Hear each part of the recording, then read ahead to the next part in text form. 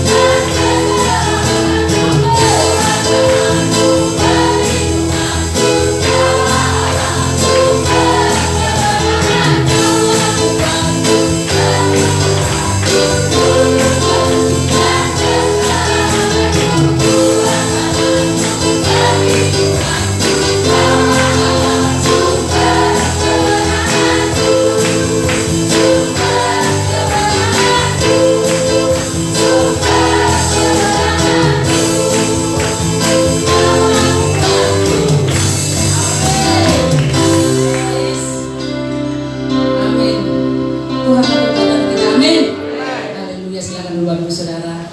Kita menerima kebenaran firman Tuhan pada hari ini. Siapkan hati kita. Haleluya, temukan hati kita untuk firman Tuhan bertaburi di hati kita. Amin. Terima kasih Yesus.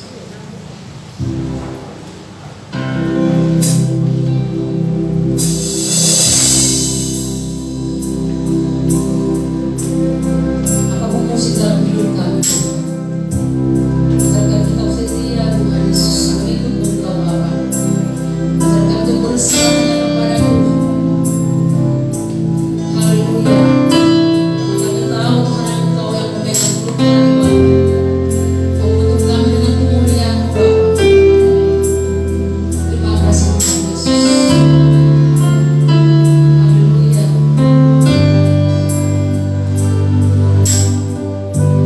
Haleluya. Ajarku berserah, kuasai mataku, bahwa Kau besar menggenggam hidupku.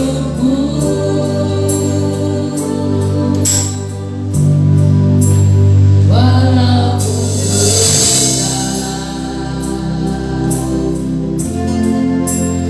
di lembah yang gelap, tenang jiwaku, sebab Kau besertaku.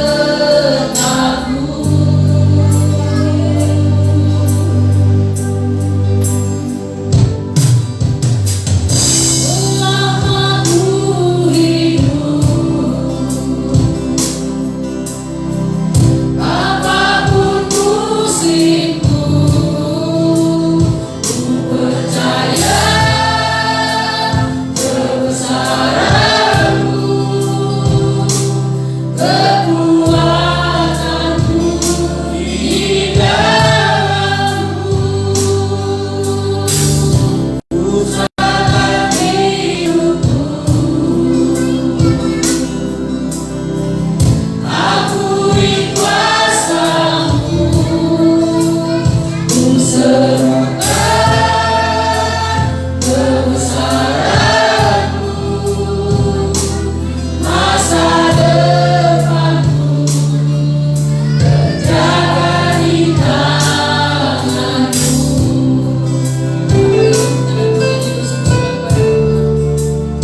Haleluya. Ajarku berserah, kuasai mataku, bahwa Kau besar menggenggam hidupku.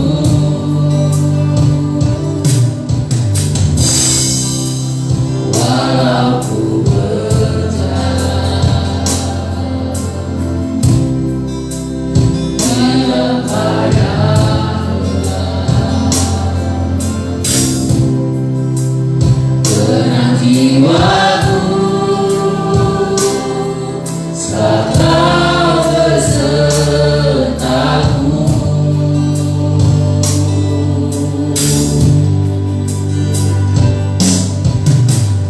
Selama ku hidup, apapun musimku, ku percaya kebesaran-Mu, kekuatan-Mu di dalam-Mu. Ku serahkan hidupku,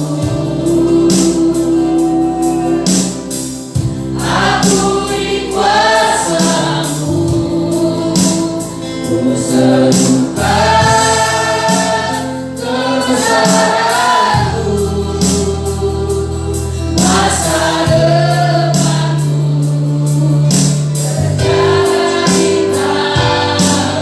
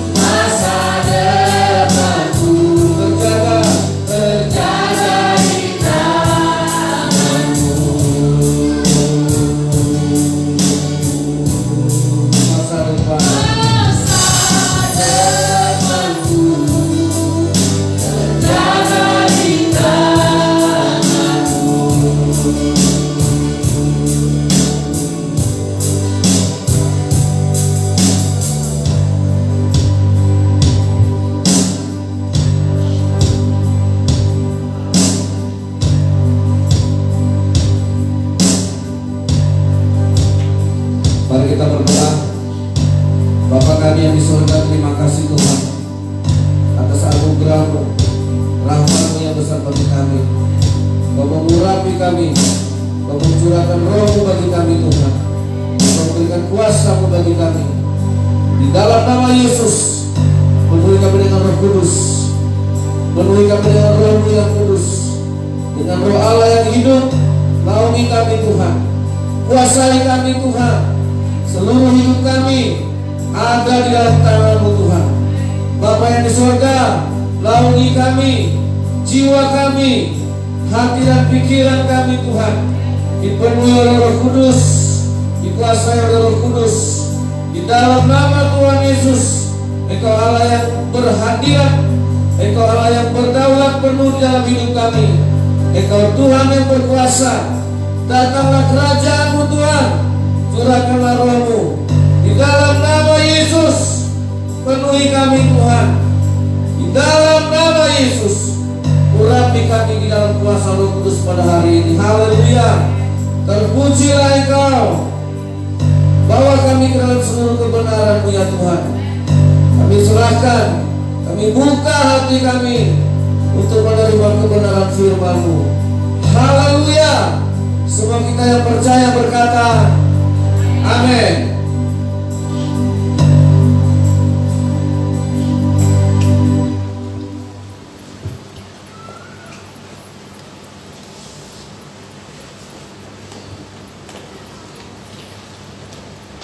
Haleluya. Maaf, endingnya terlalu panjang. Saya pikir tadi ada yang error, karena baru kali itu saya menggunakan endingnya. Shalom. Puji Tuhan, Bapak Ibu yang dikasih oleh Tuhan. Saya akan menyampaikan firman Allah, di mana Tuhan mau mengoreksi, memurnikan, atau supaya kita lebih lagi memilih, mengenal keinginan Allah dalam kehidupan kita, supaya kita lebih mengerti apa yang diinginkan roh, apa yang diinginkan oleh daging, apa yang menjadi keimanan, apa yang lahir dari iman, apa yang lahir dari keinginan, apa yang lahir dari kemauan kita. Nah, mari kita buka Alkitab kita dalam kitab Yakobus pasal yang keempat, ayatnya yang pertama. Kita akan baca sampai ayatnya yang ketiga. Yakobus pasal 4 ayat 1 sampai ayat 3. Hawa nafsu dan persahabatan dengan dunia. Ayat 1 sama-sama kita baca sampai 3. 2, 3. Dari manakah datangnya sengketa dan pertengkaran di antara kamu? Bukankah datangnya dari hawa nafsumu yang saling berjuang di dalam tubuhmu? Kamu mengingini sesuatu, tetapi kamu tidak memperolehnya. Lalu kamu membunuh, kamu iri hati, tetapi kamu tidak mencapai tujuanmu. Lalu kamu bertengkar dan kamu berkelahi. Kamu tidak memperoleh apa-apa karena kamu tidak berdoa, atau berdoa juga, tetapi kamu tidak menerima apa-apa karena kamu salah berdoa. Sebab yang kamu minta itu hendak kamu habiskan untuk memuaskan hawa nafsu. Apa yang saudara maknai selama ini dengan kepuasan atau kebahagiaan? Nah, seringkali makna dari kepuasan atau kebahagiaan apabila keinginan seseorang terpenuhi, terlepas dia tidak tahu apakah itu keinginan hawa nafsunya atau bukan. Nah, saudara yang dikasih oleh Tuhan, kenapa terjadi persengketaan? Kenapa terjadi perselisihan di antara persaudaraan kita? Kenapa terjadi pertengkaran? Bukankah karena ada hawa nafsu yang tidak terpenuhi? Bukankah karena ada keinginan yang tidak terpenuhi? Harapan yang tidak terpenuhi, kita tidak memperolehnya, kita bisa iri, kita bisa marah, kita bisa bertengkar. Saudara yang dikasihi oleh Tuhan, yang terjadi dalam kehidupan kita ada perjuangan hawa nafsu yang selalu melahirkan pertengkaran, yang selalu melahirkan perkelahian, bahkan bisa berakibat kepada dosa dan berakibat kepada maut. Nah, saudara yang dikasihi oleh Tuhan, nah ini yang mau kita bongkar pada hari ini supaya kita bisa lebih, karena selalu keinginan itu, keinginan kita membawa kita kepada hal-hal yang bisa menyesatkan kita. Nah, saudara, nah yang lebih celakanya di sini apa? Kita berdoa pun, kita meminta kepada Tuhan, itu pun berdasarkan hawa nafsu, tapi dibungkus dengan doa. Ya, berdasarkan keinginan, tapi dibungkus dengan berdoa. Nah, ada berapa banyak orang Kristen yang bertumbuh, yang berdoa karena keinginan. Seharusnya kita harus memahami bahwa doa itu bukan keinginan kita. Saya kasih contoh, saudara. Abraham itu tidak pernah doa minta anak, walaupun dia tidak punya anak. Nah, kenapa dia tidak minta anak? Yang berjanji, yang bilang mau ngasih anak itu Tuhan. Tuhan yang janji sama. Silakan saudara, saya sudah bolak-balik itu membacanya. Ya, baru kemarin saya ulang lagi baca Kejadian itu. Tidak pernah saya temukan Abraham mengeluh, Abraham berkeluh kesah, atau Abraham curhat, atau Abraham menginginkan yang wajar, yaitu anak, itu wajar. Tapi itu pun tidak terucap, tidak ada terniat. Kalaupun dia bilang, Tuhan, mana anak yang kau janjikan? Itu yang dibilang. Mana janjimu? Apakah aku akan mati tanpa keturunan? Apakah si Eliezer itu nanti yang akan mewarisi? Oh enggak, aku akan tepati janji. Nah, saudara, Abraham itu minta anak kepada Allah karena Allah yang duluan, karena Allah yang berjanji. Nah, saudara, ini Abraham, ya. Jadi saudara yang dikasih oleh Tuhan, doa Abraham bukan doa karena keinginan, karena ada hawa nafsu. Makanya ketika Ishak lahir, Allah bilang Ishak ini lahir dari perjanjian. Ishak ini lahir dari perjanjian, dari janji firman Allah, sehingga yang dipakai Tuhan keturunan dari Ishak, bukan dari Ismail, karena dia lahir dari janjinya. Nah, saudara yang dikasih oleh Tuhan, apakah kamu berdoa tapi kamu berdoa hanya untuk memuaskan hawa nafsumu? Itukah yang kita sebut dengan kebahagiaan? Karena Allah itu ngasih anak sama Abraham cuma satu, tidak banyak. Seberapa kita yang puas kalau hanya dikasih satu bagian? Seberapa kita merasa beruntung kalau hanya dapat satu? Kenapa nggak dapat banyak?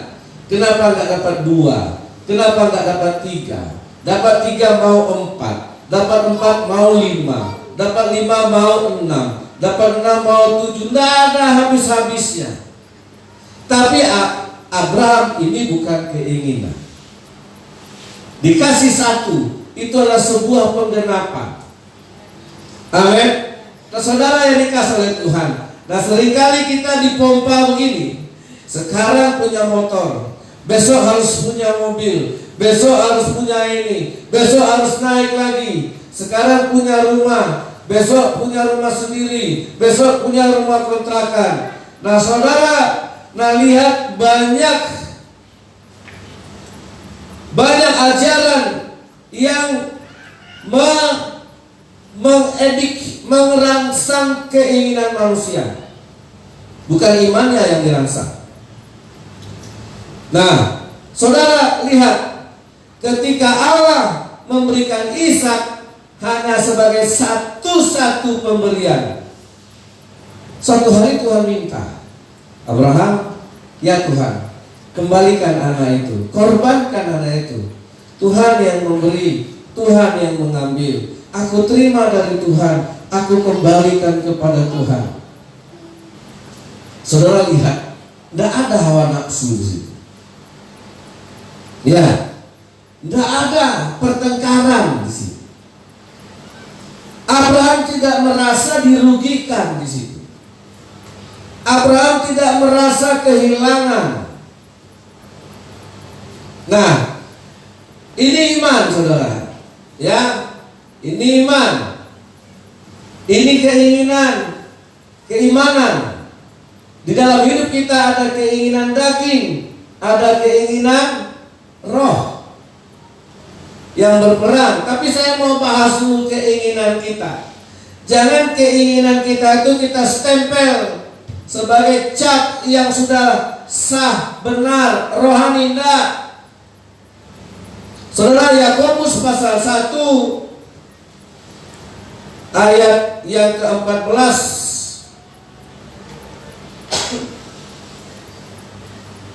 Ya.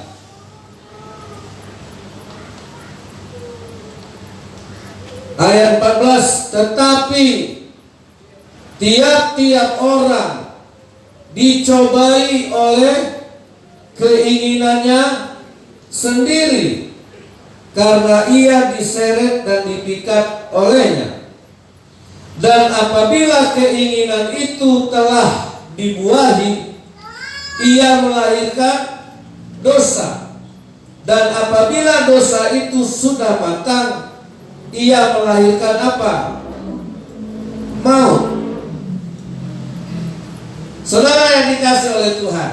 Nah, inilah yang dicobai iblis ketika Yesus berada di padang gurun selama 40 hari 40 malam Yesus berpuasa.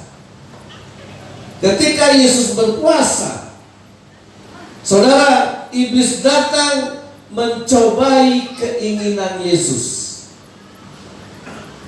Apa kata iblis kepada Yesus? Kau laparkan, buatlah batu ini jadi roti. Kan kau anak Allah, mujizat bisa terjadi.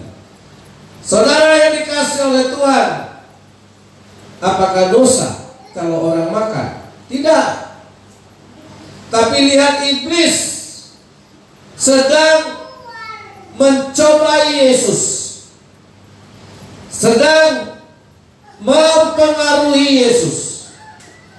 Tetapi Yesus dengan hikmat, dia menjawab iblis, "Hai iblis, manusia tidak hanya hidup dari roti saja, tetapi manusia hidup dari setiap firman yang dikatakan Allah." Saudara tahu apa maksudnya?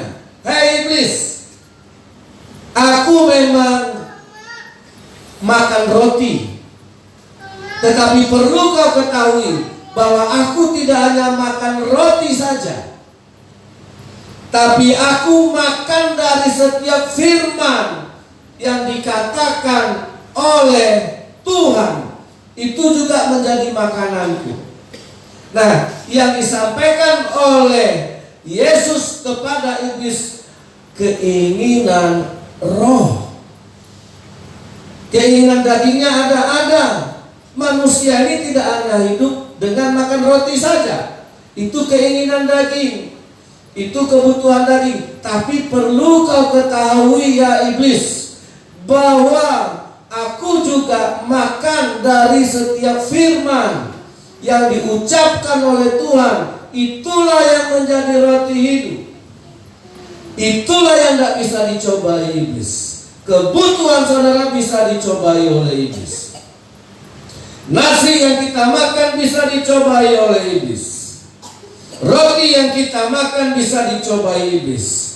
Tetapi kenapa kita tidak pernah menjawab iblis bahwa aku juga makan dari setiap firman Allah, bahwa rohku juga mengingini, bahwa imanku juga mengingini roti yang dari Allah, yaitu firman. Makanya iblis itu leluasa menjatuhkan semua keinginan kita, menjeret, membawa kita ke dalam seluruh pencobaan, sehingga kita terjatuh. Di mana keinginan daripada roh kita? Nah, saudara yang dikasihi oleh Tuhan, di mana kita bisa mempromosikannya, memproklamirkannya kepada iblis, supaya iblis tidak bisa mencobai. Nah, tetapi saudara yang dikasihi oleh Tuhan, ketika iblis membawa Yesus ke puncak gunung, dibawa ke tempat yang sangat tinggi, disitulah iblis memperlihatkan, dia suruh Yesus lihat. Karena keinginan mata ini luar biasa ya. Keinginan mata, kalau sudah dilihat, aduh aku pengen itu baju. Kita lihat ada sepatu terpampang di etalase, wah aku suatu saat pengen. Ketika kita melihat banyak HP di etalase, keren. Kapan saya bisa punya? Mata itu jendela jiwa. Saudara, mata juga bisa melahirkan keinginan, dan iblis tahu itu. Yesus juga dibawa. Saudara, bukan satu toko yang dilihatkan Yesus, bukan satu supermarket, satu dunia. Dunia dengan segala kemegahannya, dunia dengan segala kekayaannya, dunia dengan segala kebesarannya, dunia dengan segala hartanya, aku berikan kepada saudara. Apakah dengan pandangan mata itu Yesus merasa sedang mendapatkan semua yang dia inginkan? Saudara, disitulah Yesus menyadari ada sepotong kalimat, kalau engkau mau menyembah. Saudara, ketika Yesus mendengar bahwa kalau engkau menyembahku, Yesus langsung mengusir iblis. Hai iblis, enyah engkau, karena hanya kepada Tuhan saja aku berbakti. Karena hanya kepada Allah saja aku menyembah. Nah, lihat di situ, saudara sudah bisa memilah ada perbedaan ya antara keinginan hawa nafsu dengan keinginan roh. Saudara, ada keinginan roh, yaitu menyembah. Amin. Ada keinginan roh yang menyembah. Nah, ketika kita sampai pada titik harus memilih, saudara pilih mana? Nah, saya kasih contoh ketika Abraham dengan Lot berpisah. Karena Lot dengan Abraham semakin lama semakin kaya, ternak mereka semakin banyak. Dan Abraham memanggil Lot, Lot sini kau. Karena Lot ini anak abangnya. Apa Bapak udah? Sekarang daripada seringkali terjadi pertengkaran antara gembalamu dan gembalaku hanya gara-gara lahan, tempat makan, sekarang kita berpisah saja. Karena kau sudah bisa mandiri, kau sudah kaya, kau sudah punya keluarga, kau sudah bisa mandiri. Sekarang kau pilih. Kau pilih. Kalau kau ke kanan, aku yang ke kiri. Kalau kau yang di kiri, aku yang di kanan. Luar biasa itu Abraham. Saudara tahu, dia tidak meletakkan keinginannya sebagai pilihan, atau dia tidak menomorsatukan pilihan supaya tidak terjadi persengketaan, supaya tidak terjadi pertengkaran. Amin. Dari mana akan datangnya pertengkaran? Dari hawa nafsu. Nah, saudara yang dikasih oleh Tuhan, Lot pilih. Lantas Lot memandang, dia mendapat kesempatan. Tentu dipilihnya tanah-tanah yang gemuk, tanah-tanah yang subur, tanah-tanah yang berlembah. Nah, saya baru tahu saudara, kenapa gembala suka memilih tanah-tanah yang berlembah. Karena rumput di tanah-tanah yang berlembah kualitasnya jauh lebih bagus, lebih basah, lebih lembut, karena embun lebih banyak bertahan di situ. Karena tanahnya itu basah. Sehingga ketika dia melihat lembah Sodom, dipandangnya lembah Sodom itu lembah yang sangat subur. Ternak-ternaknya akan makan dengan kenyang dan dia akan bisa cepat kaya. Silakan kau pilih. Dipilih. Apakah Abraham merasa kecolongan? Tidak. Apakah Abraham merasa, aduh nanti dia lebih hebat dari saya? Padahal aku yang membesarkannya, padahal aku yang memeliharanya. Saudara, tidak. Nah, Abraham itu berhasil, saudara, menyunat keinginannya. Dia tahu setiap keputusannya itu lahir dari kehendak Allah. Setiap keputusannya itu lahir karena dia tahu firman Allah. Tidak memaksakan keinginannya, tidak memuaskan keinginannya. Kita tahu akhirnya lembah Sodom yang dipilih oleh Lot, itulah lembah Sodom yang dibinasakan Tuhan, yang sampai hari ini tidak ditemukan. Dilenyapkan oleh Tuhan dengan marah, sehingga Lot harus keluar meninggalkan Sodom dan Gomora tanpa membawa satu ekor pun dari ternaknya. Dia hanya bawa baju di badan saja, dan istrinya pun jadi tiang garam. Apakah keinginan itu? Dan apakah keimanan itu? Apakah sudah kita bisa memisahkan? Nah, saudara yang dikasih oleh Tuhan.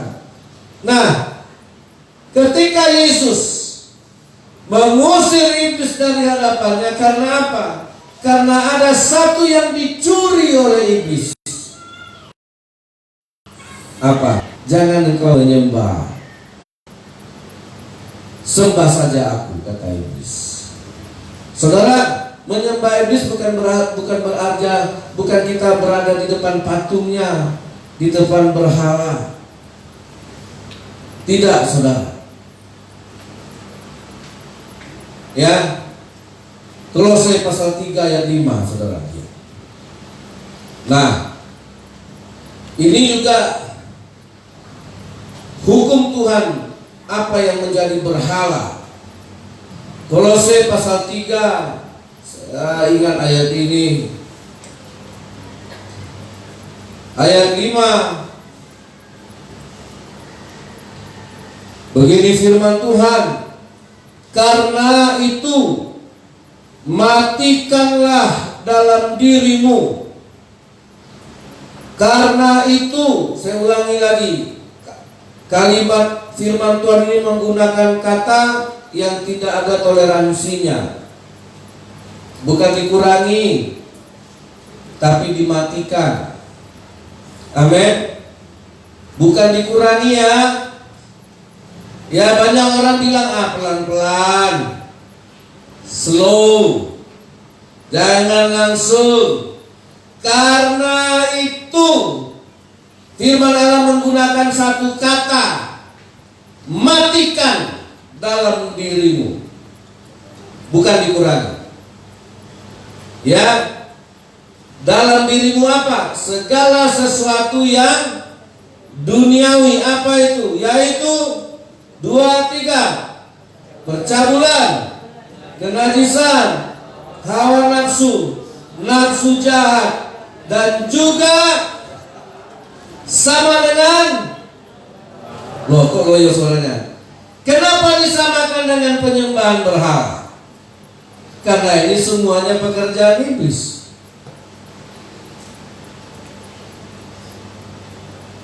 Karena ini semua pekerjaan iblis. Makanya Yesus berkata sama iblis, pergi kau, jangan kau dari hadapan.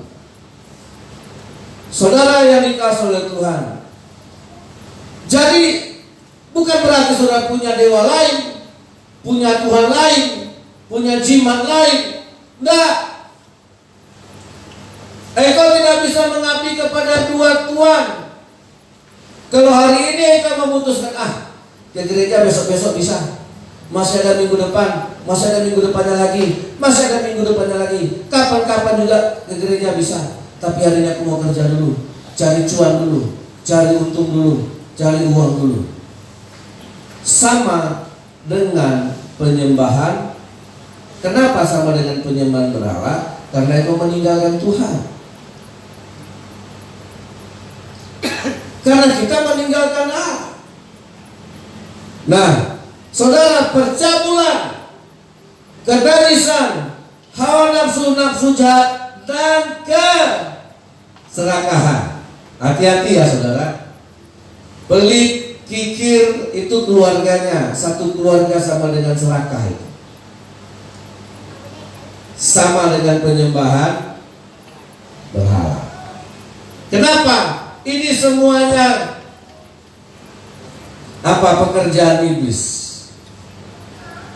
Ini semuanya karya iblis.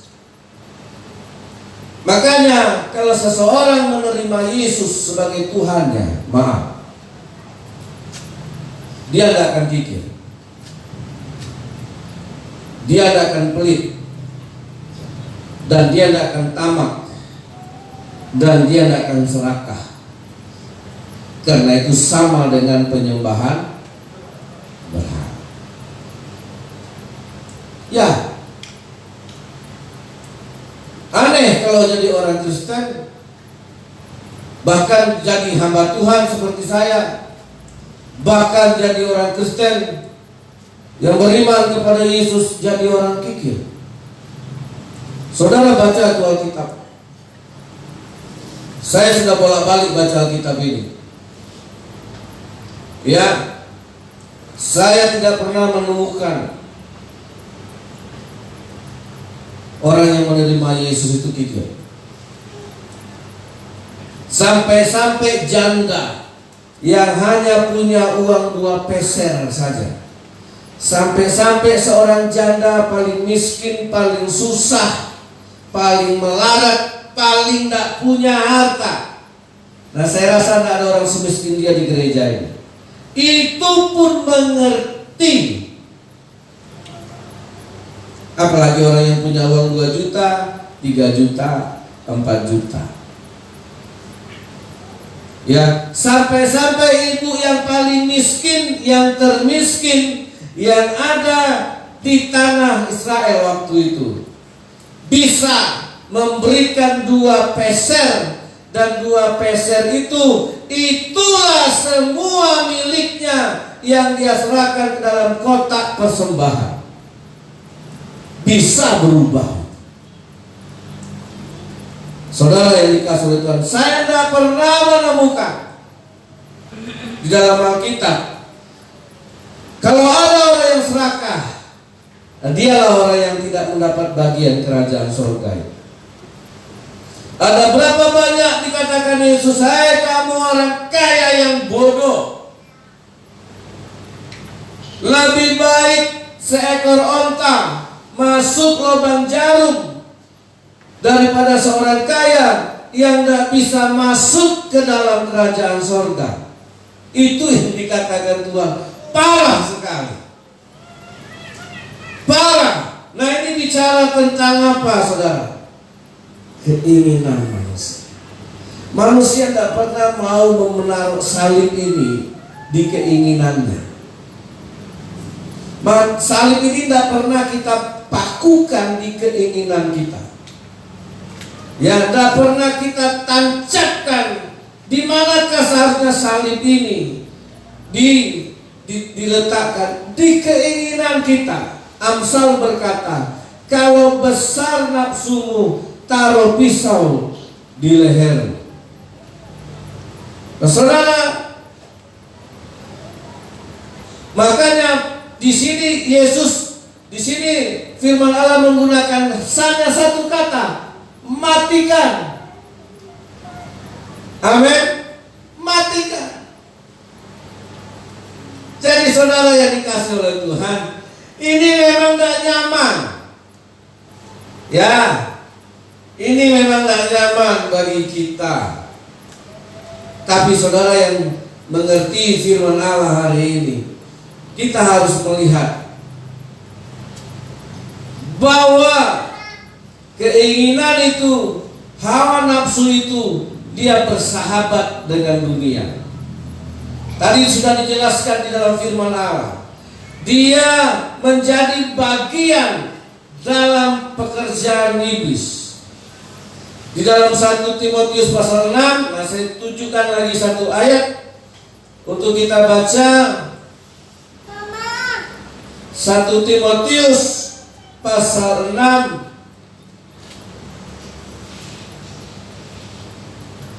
ayat yang ke-6. Ya. Memang ibadah itu kalau disertai rasa cukup memberi keuntungan besar. Ayat 7 silakan 2, 3.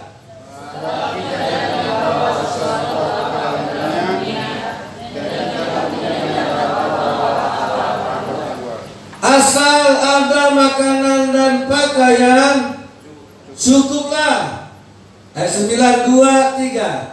Tetapi mereka yang ingin terjatuh ke dalam pencobaan, ke dalam jerat, dan ke dalam berbagai nafsu yang hampa, dan yang mencelakakan, yang menenggelamkan manusia ke dalam keruntuhan dan kebinasaan. Terakhir ayat 10, 2, 3. Karena akal segala kejahatan ialah sebab oleh memburu uanglah beberapa orang telah menyimpang dari iman dan menyiksa dirinya berbagai-bagai duka. Yang saya heran gini, orang disusahkan karena harta itu mau, disiksa karena mengejar harta itu juga mau. Yang sakit pun tidak apa-apa, tidak tidur pun tidak apa-apa. Tanpa disadarinya dia sudah menyimpang dari iman. Dan di sini digunakan kata iman dari firman Tuhan.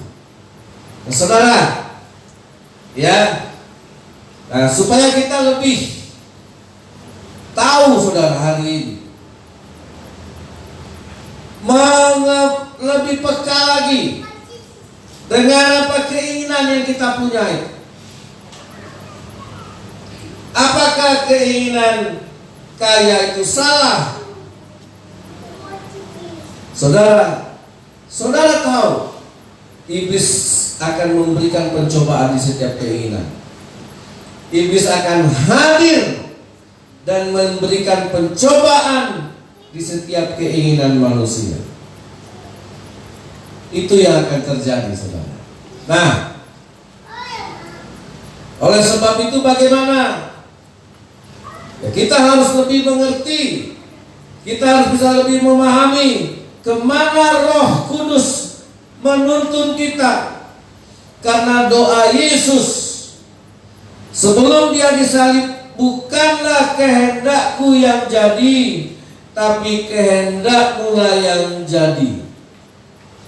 Itu salah satu doa Yesus di Taman Getsemane ketika dia harus menentukan, meletakkan keputusannya untuk menjadi penebus, untuk menjadi korban bagi kita. Bukanlah kehendakku yang jadi, tapi kehendakmu lah yang jadi. Dia minum cawan itu, dan jadilah kehendak Tuhan. Apa? Yesus harus mati, dikorbankan untuk dosa-dosa kita. Saudara, itulah rancangan Tuhan. Dan Yesus bangkit pada hari yang ketiga. Nah, inilah jalan salib. Inilah jalan kehidupan yang seringkali tidak menjadi pilihan kita. Ya, saudara, ini tidak menjadi pilihan kita, tidak favorit ini, tidak populer ini, gak nyaman, gak asik. Makanya bagi orang dunia salib adalah sebuah kebodohan, sebuah keputusan tolol, gitu maksudnya. Sebuah keputusan yang bodoh, sebuah keputusan yang tolol. Itulah salib bagi orang yang tidak mengerti keselamatan. Bagi orang dunia yang tidak mengerti anugerah Allah, salib adalah sebuah kebodohan. Tapi bagi orang yang beriman kepada Kristus, salib itu hikmatnya Allah. Amin. Karena apa? Karena bukan keinginanmu yang terpuaskan di situ. Nah, saya kasih ini contoh yang terakhir, saudara. Ada dua penjahat. Ketika dua orang penjahat, satu di sebelah kiri, satu di sebelah kanan Yesus, sama-sama terhukum dengan hukuman mati. Ya, sama-sama mendapat hukuman mati dan harus mati semuanya hari itu. Itu vonisnya. Nah, ketika masih hidup, salah satu penjahat, saya tidak tahu yang kiri atau yang kanan, penjahat yang pertama, itulah saya katakan, penjahat yang pertama, kalau kau anak Allah, ku dengar kau bisa bikin mujizat, orang buta melihat, orang lumpuh berjalan, bahkan Lazarus mati kau hidupkan. Sekarang, kalau kau anak Allah itu, turunkan aku dari kayu salib ini, kata si penjahat ini.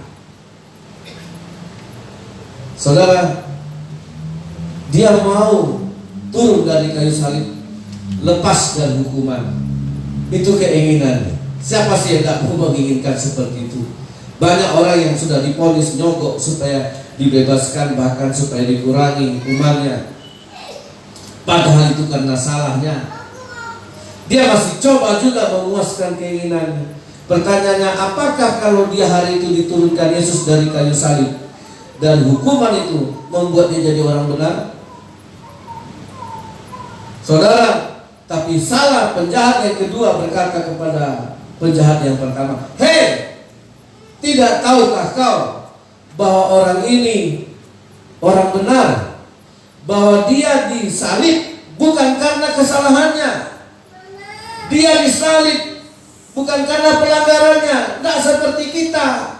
Kalau kita hari ini disalib, kita hari ini dihukum, itu karena kesalahan yang kita buat. Tapi Yesus ini tidak." Saudara, dan apa katanya kepada Yesus? "Kalau engkau nanti berada di dalam kerajaan Allah, ingatlah saya." Apa yang menjadi keinginannya, saudara?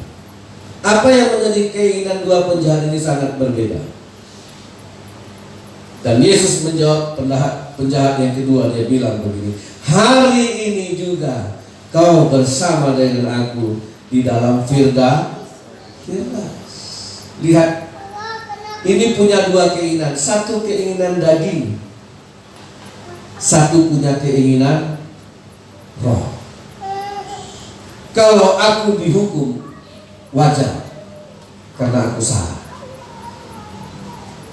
Tapi kalau kau nanti masuk kerajaan Allah, ingatlah aku. Dan Yesus menjawab, hari ini juga kau bersama dengan aku di dalam Firdaus ketiga-tiganya mati. Dan saya pastikan yang bersama dengan Yesus penjahat yang kedua. Saudara yang dikasih oleh Tuhan, inilah perbedaan antara keinginan dua penjahat. Yang satu minta bersama dengan Yesus dalam kerajaan Allah, yang satu minta diturunkan dari kayu salib, lepaskan dari hukuman. Itu yang sering kita lakukan gitu. Ya, bagaimana kita mau bebas? Ya seperti orang yang kejadian Brigadir J.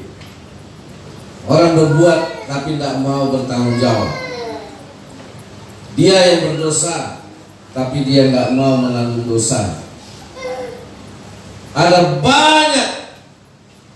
Ini bagi saya satu tantangan iman. Karena semuanya ini Kristen. Yang menembak Kristen, yang ditembak Kristen, pengacaranya juga Kristen. Ya, saudara, ini sebuah panggung saya lihat, panggung di mana anak-anak Tuhan itu sedang menegakkan sebuah keadilan. Makanya saya istri saya selalu lihat, saya ikuti semua cerita. Benny Mamoto juga Kristen. Dan situ kan nampak itu, gambarannya itu nampak itu. Mana yang takut Tuhan, mana yang enggak, mana yang nampak dia seorang yang menerima Yesus dengan kebenaran firman, mana yang hanya Kristen KTP, nampak jelas. Mana yang ta'anuji, mana yang berkata benar, mana yang berkata jujur. Ini semua pemainnya percaya sama Yesus. Jadi saudara yang dikasih oleh Tuhan, dalam kehidupan kita ini hanya ada keinginan roh yang harus bisa mengalahkan keinginan daging. Nah, kenapa keinginan daging? Kita baca dulu Roma pasal 8 ini. Nah, saya akan selesaikan khotbah saya di sini. Di dalam Roma pasal yang ke-8.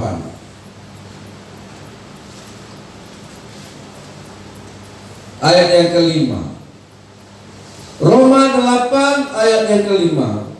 Sebab mereka yang hidup menurut daging memikirkan hal-hal yang dari daging. Mereka yang hidup menurut roh memikirkan hal-hal yang dari roh. Karena keinginan daging adalah maut, tetapi keinginan roh adalah hidup dan damai sejahtera. Ayat 7, 2, 3. Sebab keinginan daging adalah perseteruan terhadap Allah, karena ia tidak takluk kepada hukum Allah. Hal ini memang tidak mungkin baginya.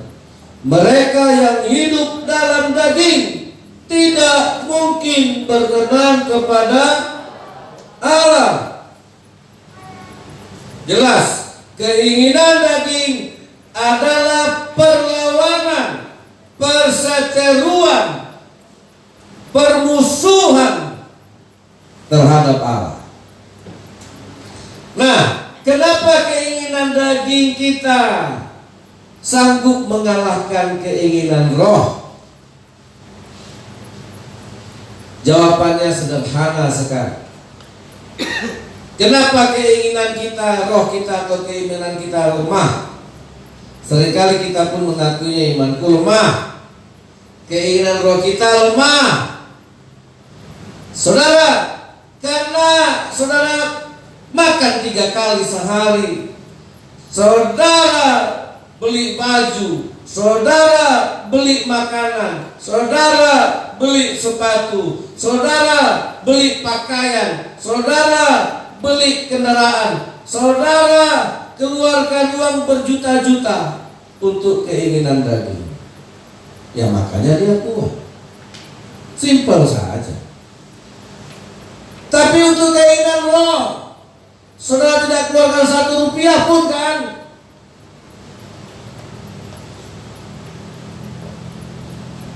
Tapi itu pun tidak kita perlu. Wajar keinginan daging kita kuat. Beli baju berapa ratus ribu. Ya, beli Indomie pakai telur udah berapa? Suruh makan di Ampera udah berapa? Berapa budget? Berapa keuangan dana yang sudah habiskan untuk semua keinginan jasmani kita? Berapa gaji yang sudah harus cari? Berapa pengeluaran yang sudah harus bayar hanya untuk mengisi keinginan rohmu? Ada 10.000? Gratis kan? Tapi kenapa tidak kita penuhi? Makanya roh kita lemah. Karena dia nggak dapat jatah. Iya kan? Dia nggak dapat budget, waktu pun nggak dapat. Berapa waktu yang sudah habiskan? Untuk tidur berapa? Untuk kerja berapa? Untuk main HP berapa? Untuk nonton berapa? Berapa waktu yang sudah sisakan hanya untuk mengisi rohani saudara? Kalaupun kita datang ke gereja hari ini, apakah 100% terisi rohanimu? Atau itu sambil kebaktian itu masih asik juga buka chat dengan yang lain, buka HP untuk yang lain? Udahlah 1,5 jam di gereja, itu pun kita masih buka untuk yang lain. Orang berdoa kita tidak berdoa, orang bernyanyi kita tidak bernyanyi. Akhirnya apa?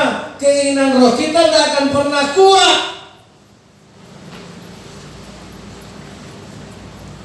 Makanya Yesus bilang kayak iblis, aku makan tidak hanya dari roti saja, aku juga makan dari firman Allah. Kau tidak bisa coba ya? Silakan dicobai. Buktinya Yesus bisa berpuasa 40 hari 40 malam. Bukan karena Yesus Tuhan dia bisa, tapi karena dia punya firman Allah. Amin. Nah, inilah yang dibudgetkan Yesus. Dia siapkan 1 hari, dia siapkan 1 kesempatan. Sebelum Yesus memulai pelayanannya, dia pergi padang gurun 40 hari 40 malam ngapain? Disitulah dia memakan makanan rohaninya. Disitulah dia menerima firman Allah. Disitulah dia siapkan hidupnya untuk benar-benar diisi, dipenuhi oleh firman Allah. Yesus tidak perlu memancing ikan ke danau. Yesus tidak perlu beli roti. Tidak ada budget. Budgetnya adalah sangkal diri. Amin. Dana yang saudara harus keluarkan untuk kebutuhan rohaninya adalah sangkal diri. Tidak perlu 2 juta, tidak perlu 3 juta. 2 peser saja cukup. Amin. Ya makanya kalau saudara bilang imanmu lemah, memang kita tidak pernah alokasikan apapun, baik waktu, baik tenaga, baik uang. Coba untuk badan saudara ini, berapa biaya yang dibutuhkan? Kita sanggup penuhi itu. Seperti Yudas. Yesus pun dijualnya supaya dia punya uang. Bayangkan itu, seberapa hebat dia. Yesus saja dijual. Jadi saudara yang dikasih oleh Tuhan, matikanlah keinginan daging itu. Amin. Dia memang harus sampai pada 1 titik, hanya ada 1 kata, mati. Yesus, kalau aku mati hari ini di kayu salib, kalau aku mati ini memang karena dosa, tapi ini kesempatan, tolong ingat saya. Yesus bilang, hari ini kau sama dengan aku bro. Aku di surga, kau di surga. Aku di Firdaus, kau di Firdaus. Tuhan Yesus memberkati kita. Amin. Menyanyikan pujian tadi, kita undang Yesus di setiap nafas kita. Jangan hanya saudara memikirkan keinginan jasmani. Jangan hanya engkau berlomba-lomba mengejar hanya untuk memenuhi anak sekolah, perlu pakaian, perlu buku. Saudara, itu semua pasti dicukupkan Tuhan.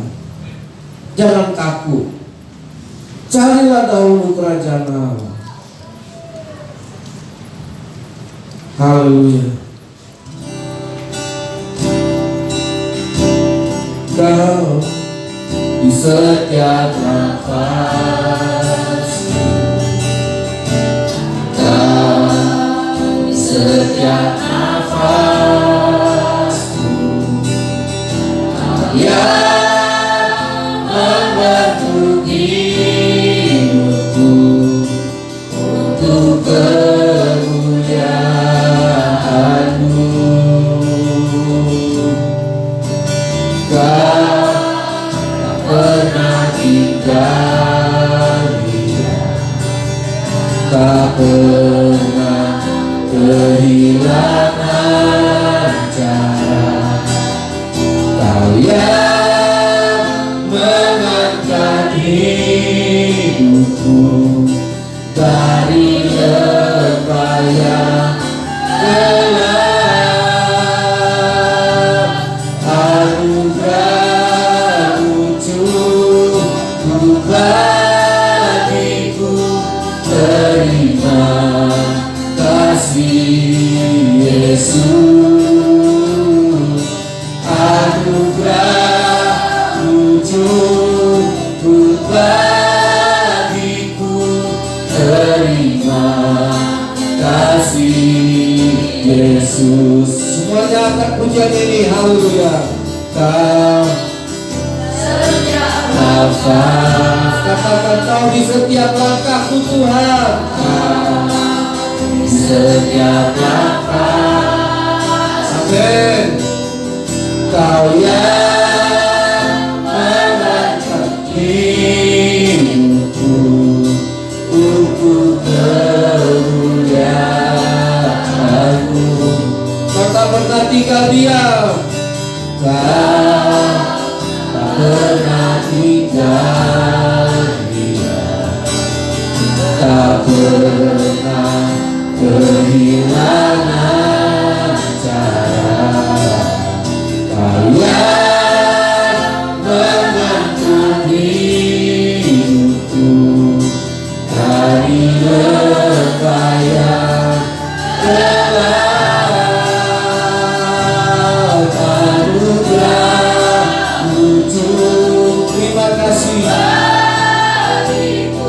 Terima kasih Yesus. Anugerah-Mu cukup bagiku, terima kasih. Amin. Anugerah Tuhan pasti cukup bagi kita, jangan khawatir. Haleluya. Anugerah-Mu cukup bagiku, terima kasih Tuhan. Engkau pasti mencukupkan, bukan karena keinginan kami, tapi karena iman kami berkata, Tuhan, janji-Mu sempurna. Terima kasih Yesus. Terima kasih Yesus. Sekali lagi terima kasih. Terima